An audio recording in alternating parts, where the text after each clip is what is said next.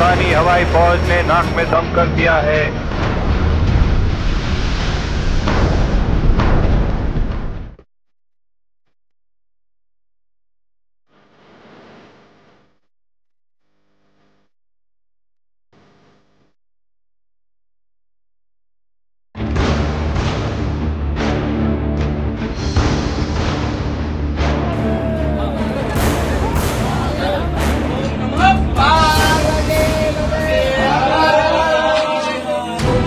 एक बाबा जिसने आसमान से जीवन को भक्ति के उस मोड़ पर मोड़ा जिसका कोई छोर नहीं है। आसमानों में हवा से बात करने वाले पायलट ने जमीन पर जब समाधि लेना शुरू की, वो दुनिया के लोगों के लिए भगवान बन गए। अध्यात्म की शक्ति से बाबा ने अपने जीवन को भगवान की भक्ति के लिए मानो दान कर दिया, और जब बाबा ने भक्ति करनी शुरू की तो फिर वो स्वयं भगवान हो गए। दुनिया में लाखों लोग उन्हें पूजने लगे। सृजन करने की ताकत नहीं है विज्ञान में। जन्म 15 जुलाई 1938, स्वर्गवास 20 अगस्त 2024। श्री पंच दशनाम जूना अखाड़े के वरिष्ठ महामंडलेश्वर पायलट बाबा का 20 अगस्त को मुंबई के कोकिलाबेन अस्पताल में देहांत हो गया। पायलट बाबा के देहांत से पूरी दुनिया में शोक की लहर दौड़ गई।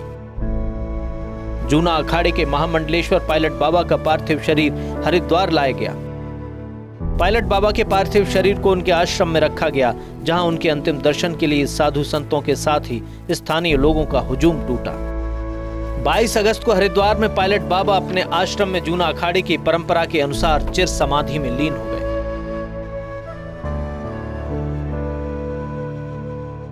बहुत बड़ा हमारा बाबा जी गुरुदेव जी का समाधि हुआ, इसलिए यहाँ तो हाफ हरिद्वार यहाँ हम यहाँ भी है और सब लोग का यह दर्शन बाबा जी के लिए है।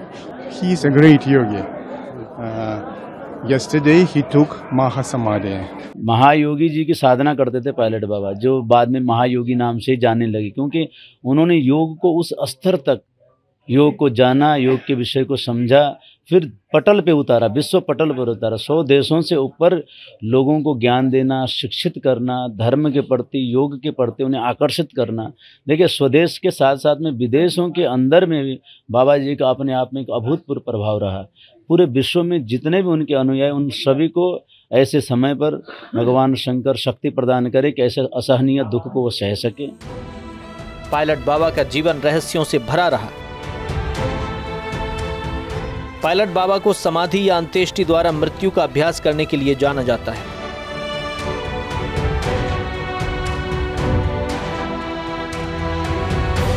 उनका दावा है कि उन्होंने 1976 से अपने जीवन में 110 से अधिक बार समाधि ली। पायलट बाबा पहले भारतीय वायुसेना के पायलट थे, जिनका नाम कपिल सिंह था।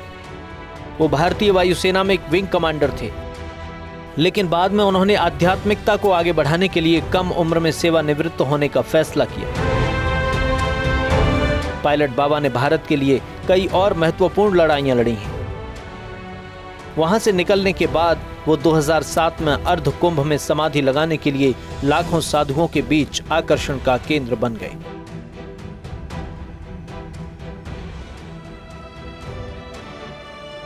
सेना और अध्यात्म दो अलग राहें हैं, एक युद्ध की राह है और दूसरा शांति का मार्ग। पायलट बाबा ने इन दोनों में ही जिन ऊंचाइयों को छुआ वो असाधारण रहा।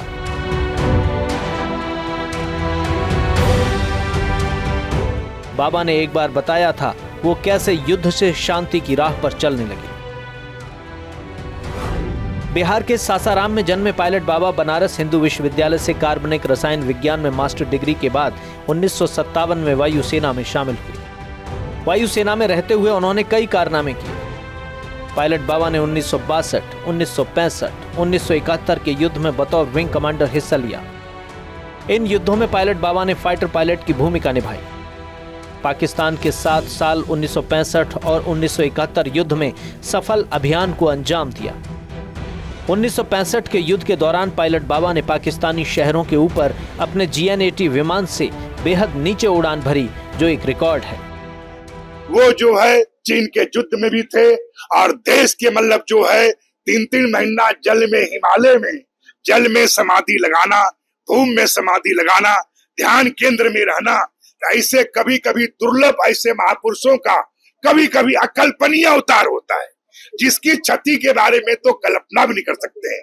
वो तो भगवान दत्तात्रेय से, महादेव से, कैलाशवासी से प्रार्थना करते हैं कि पुणे महाराज अपने चरणों में उनको स्थान देने के बाद, उनको मुक्ति देने के बाद फिर अपने अंश में उनका अवतार करें।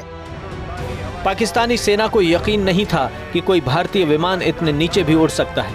इस दौरान उन्होंने पाकिस्तान को काफी नुकसान पहुंचाया। 1971 में भी पायलट बाबा ने पाकिस्तान की नाक में दम कर दिया था। इसके लिए भारत सरकार ने पायलट बाबा को सम्मानित भी किया। 1971 में हुए भारत पाकिस्तान युद्ध के दौरान एक ऐसी घटना हुई कि विंग कमांडर कपिल सिंह का संसार से मोह भंग हो गया। उन्होंने संन्यास लेने का फैसला कर लिया। दरअसल 1971 के युद्ध के दौरान उनके विमान MiG-21 में कोई तकनीकी खामी आ गई। विंग कमांडर कपिल सिंह को लगा कि अब उनकी जिंदगी पूरी हो गई है। उन्होंने अपने गुरु हरिगिरी महाराज को याद किया। एक किताब में पायलट बाबा लिखते हैं कि उनके गुरु तुरंत कॉकपिट में आ गए और सुरक्षित लैंडिंग में उनकी मदद की। इससे कपिल सिंह को वैराग्य आने लगा और युद्ध खत्म होते ही उन्होंने VRS अप्लाई कर दिया।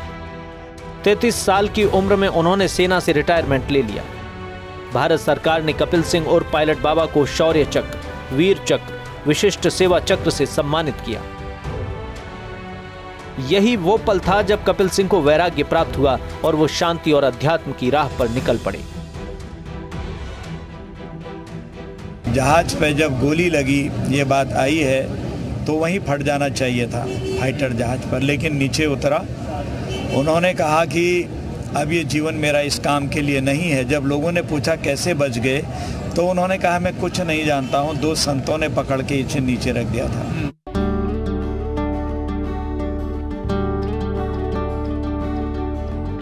रिटायरमेंट के बाद कपिल सिंह सन्यासियों की तरह जीवन जीने लगे। उनके जीवन में विराग आ गया और पायलट बाबा बन गए। अध्यात्म की राह पर चलते हुए पायलट बाबा ने लोगों की सेवा में ही अपना जीवन व्यतीत किया। पायलट बाबा ने दावा किया था कि वो अश्वत्थामा से मिल चुके हैं। अश्वत्थामा को चिरंजीवी माना जाता है, जिसका अर्थ है कि उन्हें मृत्यु नहीं होती है। पौराणिक कथाओं के मुताबिक महाभारत के अंतिम समय में अश्वत्थामा ने पांडवों के कुल का नाश करने के लिए ब्रह्मास्त्र छोड़ा था। वो उसे वापस नहीं ले सका, जिसके कारण भगवान श्री कृष्ण ने उसे श्राप दे दिया कि वो कलयुग के अंत तक जीवित रहेगा। कई नेताओं के पायलट बाबा से अच्छे संबंध रहे। प्रधानमंत्री नरेंद्र मोदी और बिहार के मुख्यमंत्री नीतीश कुमार पायलट बाबा के अनुयायी हैं। इसके अलावा बॉलीवुड की कई हस्तियां भी पायलट बाबा की अनुयायी हैं। दावा किया जाता है कि पायलट बाबा ने हिमालय में बरसों तपस्या की, जिस दौरान उन्हें समाधि कला का ज्ञान हो गया और वो भारत के अलग अलग क्षेत्र में भू समाधि लेने की वजह से चर्चित हो गए। पायलट बाबा के बारे में दावा किया गया कि उन्होंने पूरे जीवन में लगभग 110 बार समाधि ली थी। दावा किया जाता है कि पायलट बाबा 110 बार में से 3 से 13 दिनों की भूमि और जल समाधि ले चुके थे। पायलट बाबा ने देश के अलावा दुनिया के अलग अलग देशों में कई दिनों तक भू समाधि लेकर लोगों को आश्चर्यचकित कर दिया। साथ ही एयर टाइट ग्लास के अंदर खुद को बंद कर भी वो मृत्यु की अवस्था के करीब पहुंचकर लौटने की कला में पारंगत हो गए। बाबा के चमत्कारों को देखकर देश दुनिया में उनके लाखों भक्त हो गए। पूरी दुनिया में उनके मानने वाले भक्त हो गए। 1998 में बाबा महामंडलेश्वर पद पर आसीन हुए। 2010 में उज्जैन में उन्हें प्राचीन जूना अखाड़ा शिवगिरी आश्रम नीलकंठ मंदिर में जूना अखाड़े का पीठाधीश्वर बनाया गया। इसके बाद जूना अखाड़ा ने उन्हें महामंडलेश्वर की उपाधि दी। शंकराचार्य के बाद महामंडलेश्वर सबसे बड़ी उपाधि होती है, जो साधु संतों और कई मठों के स्वामी होने के बाद ही हासिल होती है। पायलट बाबा ने भारतीय योग और साधना की असीम क्षमता को दुनिया के सामने प्रस्तुत किया। दुनिया के करीब 160 देशों में उनके अनुयायी हैं। भारत के अलावा दुनिया के अलग अलग देशों में पायलट बाबा के आश्रम हैं। भारत में हरिद्वार, उत्तरकाशी, नैनीताल, दिल्ली, अहमदाबाद और सासाराम में उनके आश्रम हैं। इसके अलावा नेपाल, जापान, सोवियत संघ समेत कई देशों में आश्रम हैं, जिसमें पायलट बाबा के लाखों अनुयायी रहते हैं। पायलट बाबा ने कई पुस्तकों की रचना भी की है। बाबा ने आधा दर्जन पुस्तकें लिखी हैं। इनमें कैलाश मानसरोवर, ज्ञान के मोती, हिमालय के रहस्यों को जाने, अंतर यात्रा, आपसे स्वयं तक की तीर्थ यात्रा और हिमालय कह रहा है उनके प्रमुख ग्रंथ हैं। हम सभी लोग यात्री हैं, अपने अपने जीवन पथ के, अपने अपने कर्म पथ के। हमारी यात्राएं कभी कभी बीच में ही रुक जाती है, किसी विघ्न के कारण या मन के असमंजस के कारण या चित्त वृत्तियों में दुविधा आ जाने के कारण।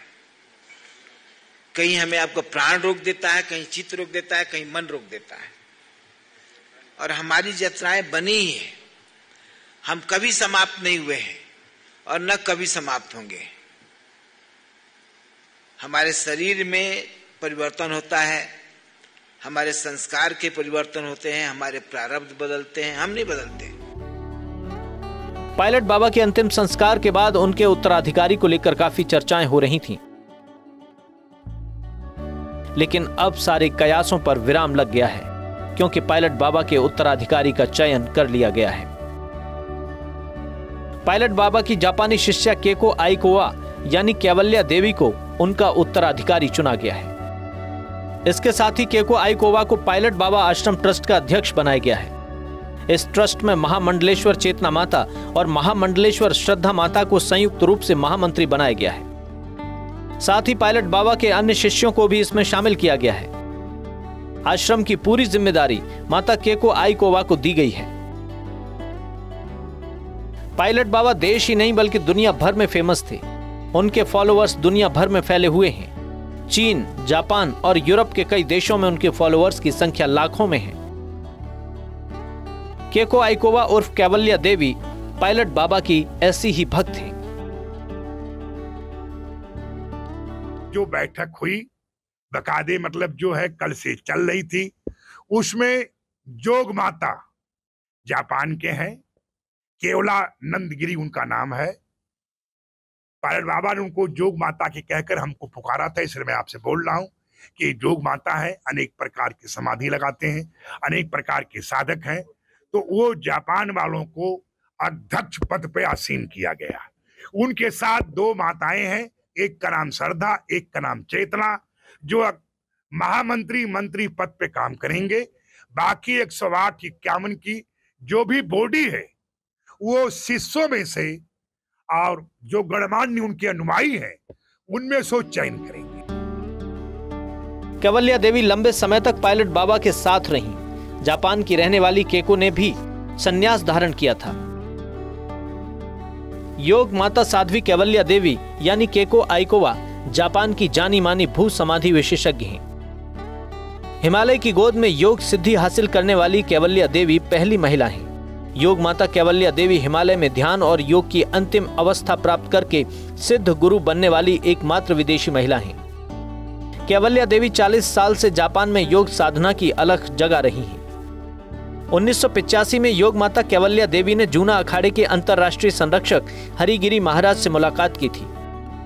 हरिगिरी महाराज के मार्गदर्शन में ही कठिन तप करके कैवल्या देवी योग माता बनी। योग माता ने हिमालय की 5 से 6,000 मीटर की ऊंचाई पर चैतन्यता का कठोर प्रशिक्षण प्राप्त किया, जिसके बाद कठिन तप के जरिए उन्होंने सिद्धि हासिल की। 1991 से 2007 तक पूरे भारत में 18 समाधि के सार्वजनिक दर्शन किए। 2007 में योग माता को भारत के सबसे बड़े आध्यात्मिक तप संघ जूना अखाड़े से महामंडलेश्वर की उपाधि मिली। पायलट बाबा कहते थे कि इसी मिट्टी ने मानव सेवा के लिए उनका निर्माण किया है। उन्होंने सनातन के साथ भगवान बुद्ध के संदेशों को भी प्रसारित किया। वे दृढ़ता से कहते थे कि दुनिया को शांति का मार्ग केवल और केवल भारत से मिलेगा। Bureau report, Bharat 24।